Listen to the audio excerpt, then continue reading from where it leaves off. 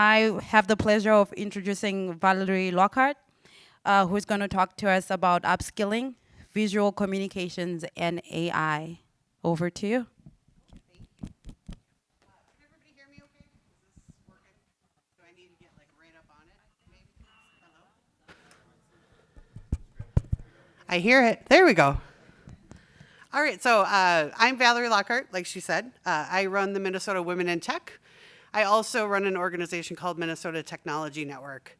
I started the Women in Tech about 10 years ago, just as a support system for people who were kind of not represented in technology fields or needed a little bit of support in the community. And so through that work and through the work that I do at MTN, which is a volunteer organization, we provide opportunities for people to learn complex topics, and we try to make them more accessible and present them in different ways so that people can grok it in different ways.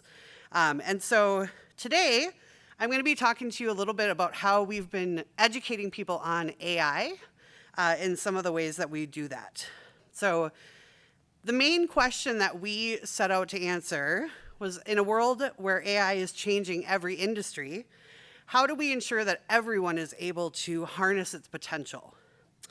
And there are a ton of organizations out there that work with teachers and younger students, but for 40 years that MTN has been running, we've really been focused on intergenerational and intercultural learning. And the most important piece is that we want to empower people to use technology to make their lives better. And so this question for us wasn't just about like how to get it in K-12, but really how to take adult learners, people who are 18 right now, maybe they're just going into college, maybe they're looking to change careers. How do we get those people up to speed on the changes that are happening in the industry? Because college moves slow. As we know, like college courses can't keep up with the pace of technology changes. And so doing it in the community and making it a more grassroots effort is really necessary for us to keep people innovating and engaged in these ways. So part of the other lens that I have to put on are small businesses. So MTN works with a lot of people that are entrepreneurs. They don't work for Fortune 100 companies. Those companies don't have the dollars, the budget, or the bandwidth to really test things out and use these technologies in the ways that maybe a Target or a 3M might. And so we come in and try to teach them about the tools, but not just the tools, like how the tools work and how it works under the hood, so that they can be tool agnostic and understand how to kind of DIY some of these things. So the ways that we are addressing these gaps are by level setting everyone with the basics of how these things work. Dispelling myths and mystery. Generative AI, which is what we're talking about today, is not brand new. It's 100 years of evolution in technology that seems like this crazy magic thing because it's moving faster and faster, right? But it's not new. And the way that it works hasn't really changed since the very beginning. And so if people can understand what's happening under the hood, they will not be so mesmerized by these new tools that hit the market every day, because 5 minutes from now, there's going to be a new tool that just puts a different wrapper on ChatGPT and thinks that it's the fancy, cool thing. But really what's happening is data science and coding and math under the hood. So those are the things that we try to explain through our programs. We also try to give everybody hands-on exploration, because we can talk all day about theoretics and this and that, but until you actually use it and like see it in action, you're not going to really understand what's happening. And then focusing on the creativity and the ingenuity of human beings. So AI is not, it's not very creative. It can fake creativity because of what it's been trained on, but it really takes human beings to add those elements. And then using it to solve problems, whether it's a college student or an entrepreneur, how can they use it to quickly solve problems that they need to solve in their world? And then my favorite part is having the mentor support. So all of our programs are built to connect people with resources and people that can help them do what they need to do to make their lives better with technology.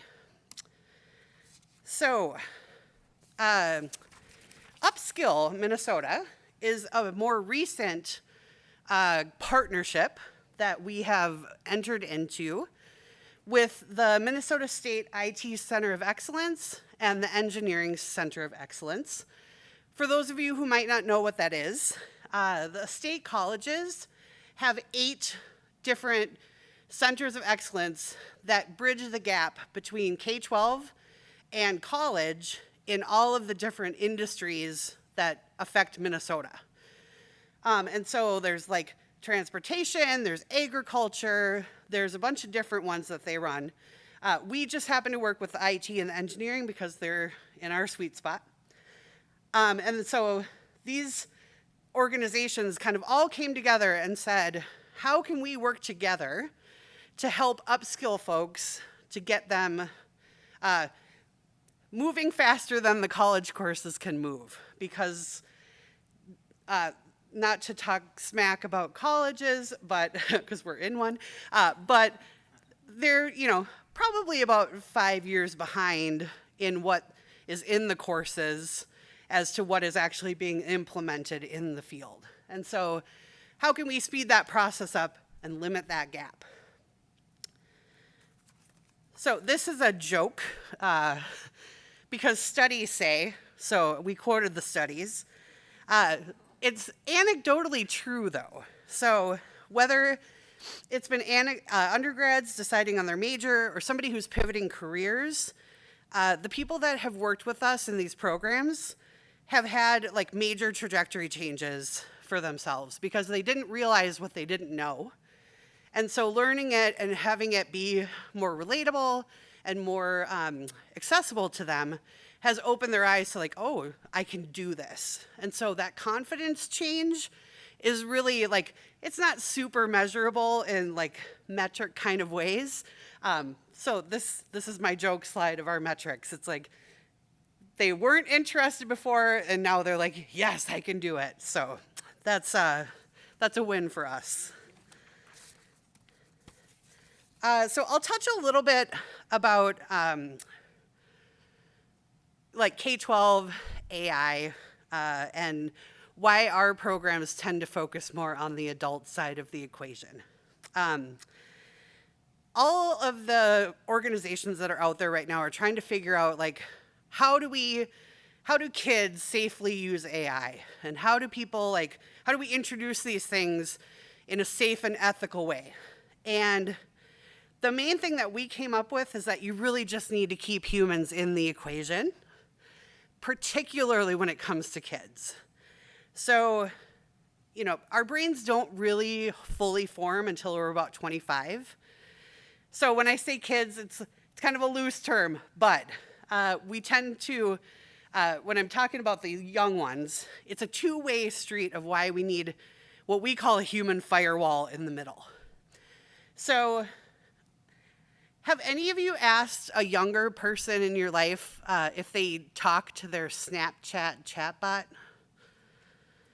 You should ask them sometime, and it will, their answer will surprise you. I've asked a lot of kids, and they are telling those Snapchat bots secrets that they won't tell their parents. And for any of you who know how AI works, that's a super dangerous equation. Because there's a bunch of studies that have come out, and one most recently was called The Conversational Persuasiveness of LLMs. And it proved that an LLM with just a little bit of information about you can be more persuasive than a person. And we're seeing some of these cases pop up in the news. Won't go a lot into that, but it's a dangerous thing, and we are highly manipulated. And so kids are even more so. So this is one reason why all of our programs are structured in a way that there is a human firewall in between kids giving data to the AI and the AI, because it's going to lie and hallucinate and give you wrong information, making sure that there's that human to validate and vet the information that's going to the kids. So it's a two-way street that needs to be thought about in most ways. This isn't to say that I don't think kids should know AI or use it. It's that we need to make sure that they have structured outputs and structured ways of engaging with it. So they're not just telling it secrets and giving it all this personal information that can turn on them at some point. So one of the first ways that we have been doing this is through creating what I term the coin, or for this, it's not a new term, but we kind of stole the idea of a micro sim. So it's a micro simulation of a topic. So what we created these cards. The cards all have physics and engineering topics on them. It's using all open source tech and all open source language. It's all in the browser, so it's accessible to everybody. If you have the internet, you can do this process. But what they do is they take the cards and it teaches them how to write a prompt that will visualize that topic in P5.js, which is a JavaScript library that is optimized for visualization.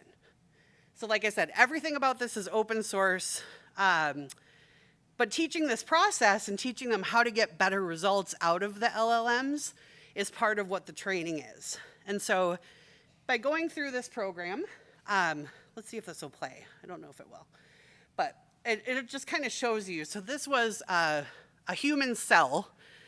And so we asked GPT to write the code that would visualize what a cell looks like, and then create parameter, like little controls, so that we could move things around and show it in a visual way. And so all of this code that you're seeing was all AI generated, but it created this learning object that lets us teach more complex topics in a way that kids can grasp.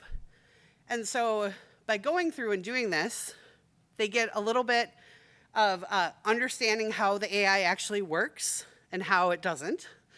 They learn a little bit about coding, because they can go in and manipulate the code and see how the visualization changes. And then they can also learn a little bit more about the topic. And so there's a couple of good stories around this of how we've been using it. Actually, here at the U, some of the students in the computer science department have been creating microsims to augment their curricula in their coursework. And so I don't know if anybody in the room knows who Dan McCreary is, but he has been working with them to show them this process.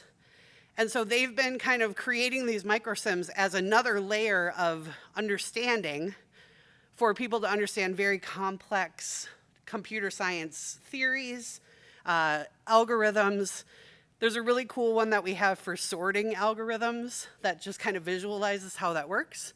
And so it's just another tool in the tool shed to get people learning this stuff. So we get that. This is just a kind of a quicker overview of how that process works. So again, not tied to any I mean, you can use ChatGPT, you can use Gemini, any of the large language models can do it. You just have your topic, which those of you in the room who know how to speak English or write in English can write a prompt, right? You just have to ask it for the kind of code that you want it to spit out. These are some examples of some of the open source libraries that we use because they're browser-based and they don't have to learn how to install Python on their computer. They can just do it in the browser. And then they publish it to the editor, and they can play with the code and watch the visualization. So to date, we are probably closer to about 3,000 people of all ages that we have worked with to teach them more about AI and about creative visualizations through this process over the last year or so. One of the other ways that we are using AI is through our Innovate with AI workshops. This is another partnership with the Minnesota State Colleges. They're like a 4-hour workshop where they learn the basics of how AI works, why it hallucinates, why data integrity is so important to AI outputs. So they learn those basics, and then they also learn how to write prompts to solve problems or create a product that they want to see come to life. So it's a little entrepreneurial, it's a little hackathon, it's a little learning workshop. But the most fun part of it, to my mind, is the intergenerational of it. So like, we have families that'll come together where mom and dad and the kids are all learning the same things together and then creating some product from it or a project with it. And like, it doesn't really matter how old you are. The same level of excitement happens when you get the AI to write code and it works, and it's like game changer. Like, they are addicted. And to my mind, like that, there's not much better than that if you can have that kind of experience with your family, so, or with your grandparents or whatever. So those are fun. Shameless plug, our next one is in Alexandria on the 19th. So we'll be having some more of those around the Twin Cities as well coming up. Another program that we've been running is called Simple Pictures with AI. So have any of you here seen mermaid code? Does anybody know what mermaid is? One person, two people. Okay. So mermaid is a pseudocode, I'll say, that visualizes process diagrams. So you can use the same process for a microsim, but you can ask it to write you mermaid code that visualizes a process diagram. So I'm just gonna I'll just be embarrassed and tell you this. I sat in one of the talks today for, I think it was the inference, like some high data analysis talk that I did not understand a single thing she was talking about. And I was like, okay, I don't know any of this stuff. So I took one of her slides and I just asked it to write me some mermaid code. Well, let me go through the whole process, so I got time. I went through and I asked it to give me P5.js code that would visualize and explain this topic. And it came up with this code. It gave me a visual metaphor of a mixing board. So like a soundboard for music. And so it took this concept of regression analysis and it applied it to this visual idea of using a mixing board. And then it wrote me some code that would let me change these little sliders to show me, based on these weighted pieces, how it would change the outputs. So then I took that and I asked it to write me mermaid code that gives me a process diagram of that process. And so you can kind of take these things that don't make much sense to you, maybe, or your kids or whatever, and you can have it explain it to you in different ways that lets you visualize it and make it easier to grok. So that's one example. I know I'm running close on time. So let me go back to this one. We'll go through this quick.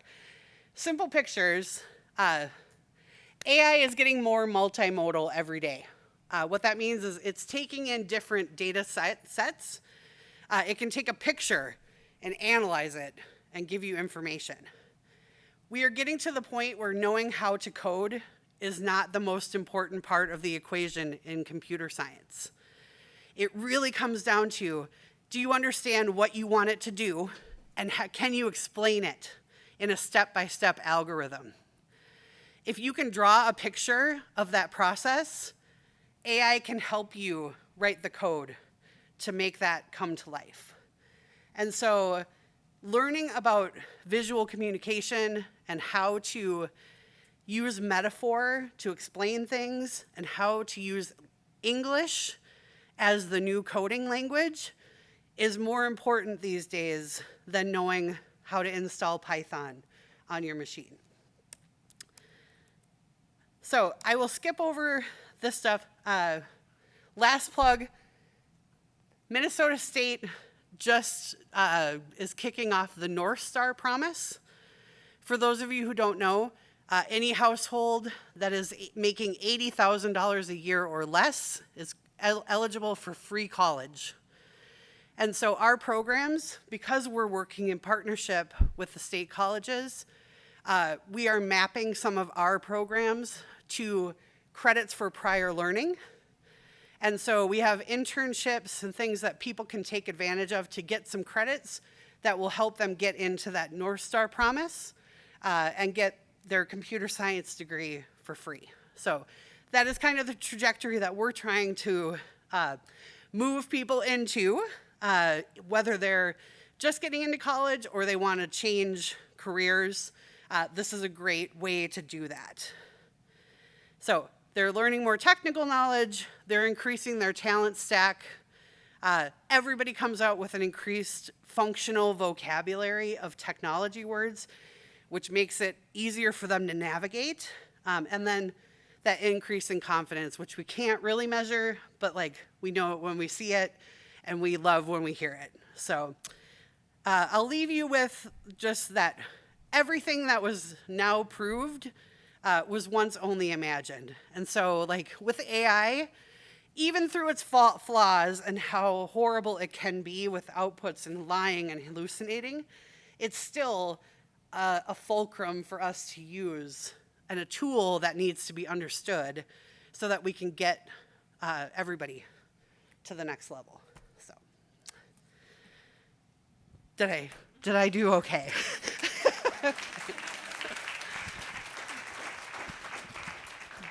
We'll move right over into Q&A. Hello. Yes, my name's Ben, and I liked great presentation. I like the subject. Thank you. I want to point out one thing we said about Snapchat, and about 3 months in the Wall Street Journal, Google changed its privacy policy where they train on your search data. Yep. So I don't know if the students, they're searching and it's training on their data, that more and more you should have open source LLMs. In Vanderbilt University, I want to mention Vanderbilt University has an open source LLM for college kids where they don't have to use ChatGPT because it's going to train on your personal data. I just want to make that point. Yeah, no, that's a great point. And it's part of why we cook in the knowledge in our programs that like you should know what model you're training on or you're using, because whoever owns that data, that they get to do with it whatever they want. And so there are some AI researchers in our network that are advocating for like your own personal AI. Like everybody has their own LLM model that they work with just to protect the data, but that's not, that's down the road. Yeah. Anybody else have questions? What are some free resources that we can use to talk about and teach like elementary age kids about computer science and AI, and that they can practice and like have that experience while they're at a younger age? Yeah, so there's some good programs out there. Code.org actually has some really good curricula for like understanding how to train a model. So I think it's called like Oceans or something like that, where they can, is this a fish? And then they train and they start to learn how the data works behind that. There's some other programs. Technovation is one where they can learn how to build an app using AI. And all of that curricula is free and out and open sourced. And so even if you're not part of the program, you can still use it to teach with. And so there's some really good stuff out there for the kids. The most important part is just teaching them to not put private information into any large language model. Yeah. So in one of your slides, you mentioned about a human firewall while teaching a batch of kids. How does that work? So it works two ways. It helps teach the kids or people that they shouldn't give private information to a large language model, that they need to anonymize and keep things general because it's just sending it into the Wild West.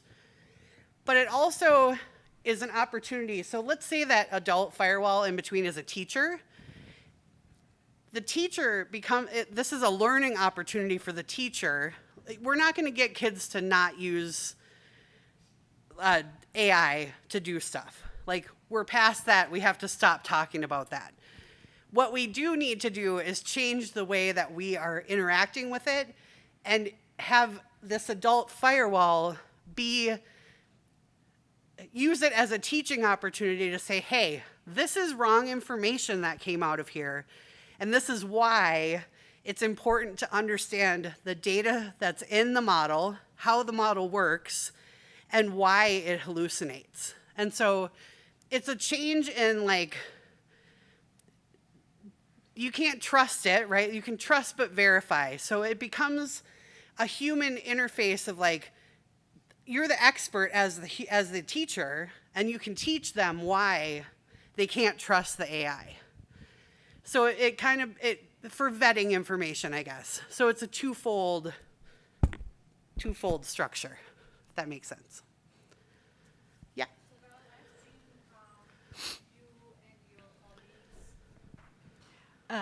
So I've seen you and your colleagues implement this, and I think what you're teaching, at least what I can see, is triple check, validate,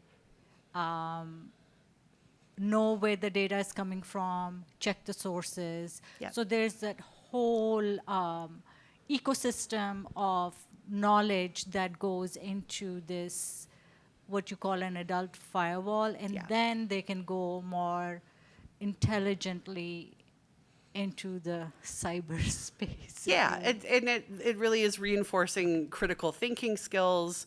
Cybersecurity is going to become more and more important as AI ramps up. And so understanding how to be safe online with data, like, those skills are critical in this age.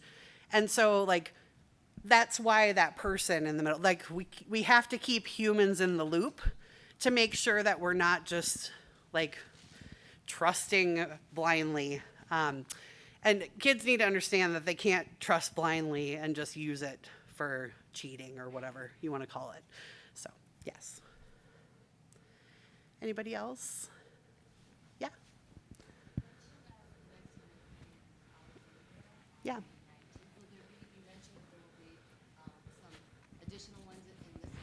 Yeah.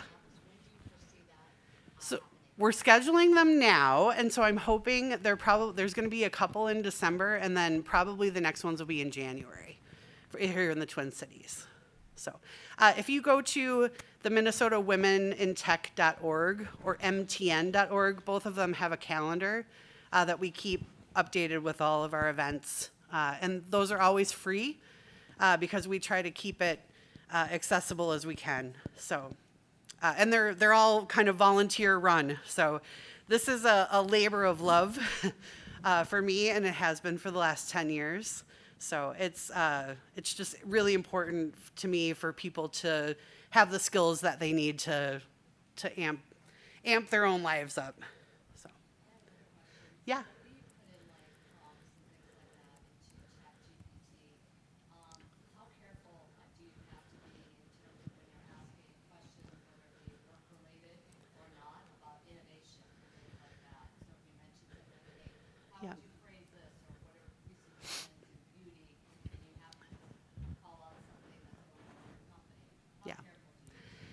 So it kind of depends. So if it's something that's super proprietary to your company, I wouldn't put it in there. I would anonymize as much as possible.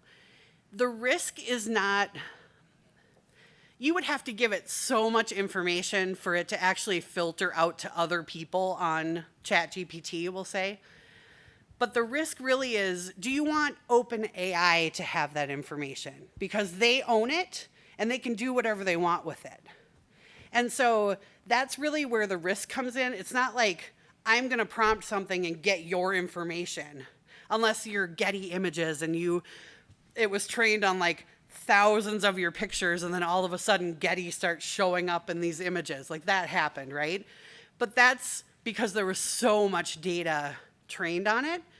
Your prompts are not going to be that much, but what might OpenAI do with that information? And if it's super proprietary to your company, do you want to risk a huge conglomerate being able to take that information?